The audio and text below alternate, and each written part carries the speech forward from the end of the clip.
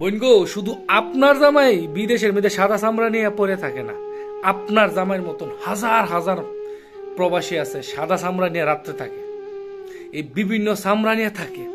বউ ভাল লাগতো না তাদের কাছে, কারণ বউ তো বাড়িতে কামের বেডি, বউ তো তার সন্তানের দেখভাল করার জন্য রাখছে, বউ তো তার মা বাপের দেখভাল করার জন্য রাখছে, বউ তো তার বাড়ির কাজের বেডি, চাকরানি।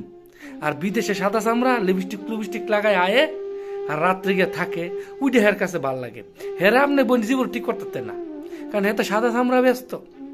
এমন এক সময় বাড়িতে আইব 2 দিন আগে আর পরে, তখন কিন্তু এই বাড়িগুলির কাছে আইতেইব।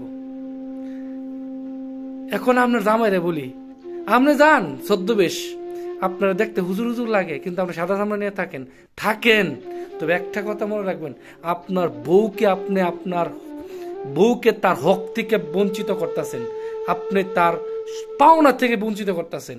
এমনি তো আমরা প্রবাসীরা আমাদের বউয়ের হক থেকে বিতাড়িত করে রাখি তাদেরকে, উপরে আবার সাদা চামড়া। আপনারা বলেন, আমরা যারা প্রবাসী আমরা কি বউয়ের পাওনা দিতে পারি? দিতে পারি না। এক তো এমনি দিতে পারি না, উর্ফে আরো ডাবল। বউরে ফোন করেন না, নাম্বার ব্লক মারেন, তোর বাড়ানো লাগলে তুই যাই গিয়া, তোরে সাইরা দিমু। এই কথাটা কি জন্য বলে জানেন? কারণ ওই যে সাদা চামড়া আছে।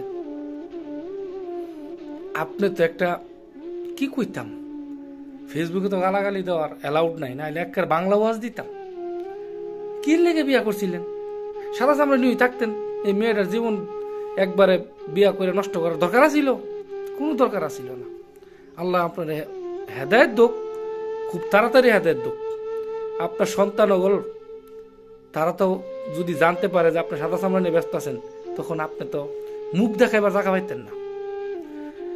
আল্লাহ আপনার হেদায়েত করুক। আর বোন, একটা কথা বলি, ধৈর্য ধরে থাকেন। আপনার কপালের মধ্যে এইরকম একটা উল্টা ফাল্টা জামাই পাইছিলেন, আল্লাহ লেখে রাখছিল। ধৈর্য ধরে থাকেন, ইনশাল্লাহ ঠিক হয়ে যাবো। আপনার জন্য দোয়া করি, বাস দোয়া ছাড়া এই বাইরে আর কিছু করার নেই।